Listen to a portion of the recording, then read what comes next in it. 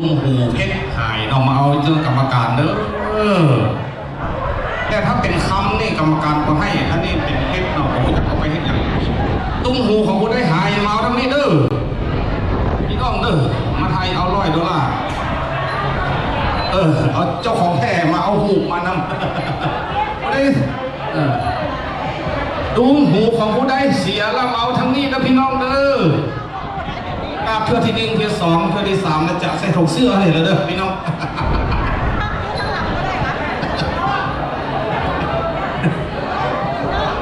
ถ้าผมมาเอานี่โอซุกเสียใส่เอง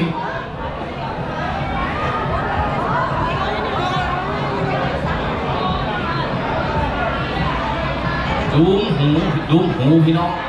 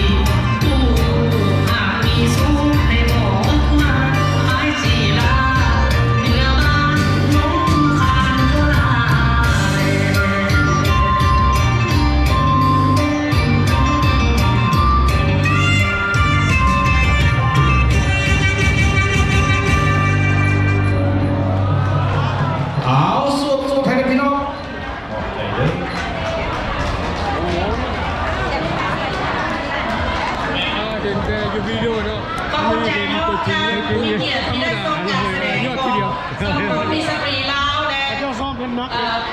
คณะแสดงไทยบ้านแต่กับน้องและกับพี่น้องชาวลือของพวกเขาแต่ไทยลือสมาชิกไทยลือต้องแปลอย่างสั้นเดี๋ยวนี้มาเรียนก็ต้องได้แปลกันโอนบาทจะคอยคันห้องแพงหลายย่านคนประมาณตัวเองเลยสิเงยก่อนเพราะว่าตัวเองอายุกับซึงแล้วก็เลยสิออนบานตามน้องนุ่งลูกหลานเพิ่นบอกว่าบานเซิร์นเดอร์มื้อนี้เป็นมื้อสุดท้ายแล้วก็มีนักเล่าพิเศษนางแสงเดือนมาจากเท็กซัสซานฮาเดนเสียงดังอันนี้ ขอบใจ สปอร์ฟองข้าวก่อนเอามาให้จิ๊บเขามาบทุกคนเลือกสาวกระดาษแซ่โอ้ยขอบขอบใจเด้อทีมใหญ่ทีมรวมขอบขอบใจแกงทั้งเทิงพี่เลย ก็เรียนกับซิออนบาทจักหน่อยเพราะว่าใบร้อยเลยขอบขอบใจหลายแล้วก็สอเสริมมวลซึมกับคณะวงดนตรีพวกเขามีแต่นักร้องมวลมาอีกแล้วก็นักร้องมาจากเท็กซัสนักร้องดังมาแต่เมืองลาวแล้วก็เท็กซัสอีกเนาะเอากันคักๆเด้อมื้อนี้น่ะขอเชิญมาถ่ายรูปนะพวกป้าแดง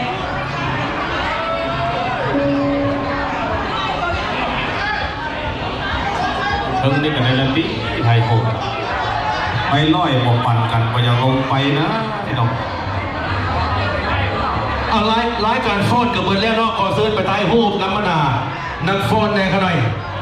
ถ้าอยากถ่ายน้ำโคศกได้ทุกยามเด้อเอิ้นไปที่ว่าบ้านก็ได้สิไปถ่ายน้ำอยู่บ้านก็ได้โอ้สมถ่ายฟรีเด้อหลังจากถ่ายรูปแล้วก็ขอเชิญแล้วลงห้องพิเศษเลยมอบมาเตะคณะ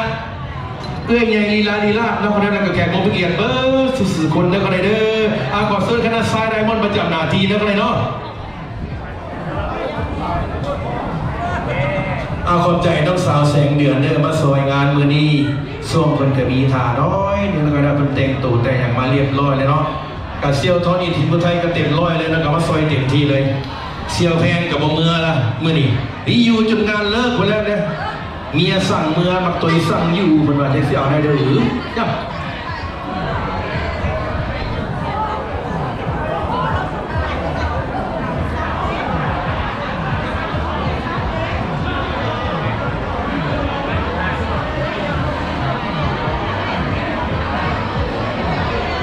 โดยเราวงสามัคคีเรามอบไปแกพวกยังเอื้อยเอาน้องเดือนสิร้องก่อนบอกเอาขึ้นมาเลยนะครับให้น้องเดือนขึ้นมาร้องก่อนเนาะน้องแสงเดือนขึ้นมาร้องก่อนเปิดรอบปฐมฤกษ์เนาะ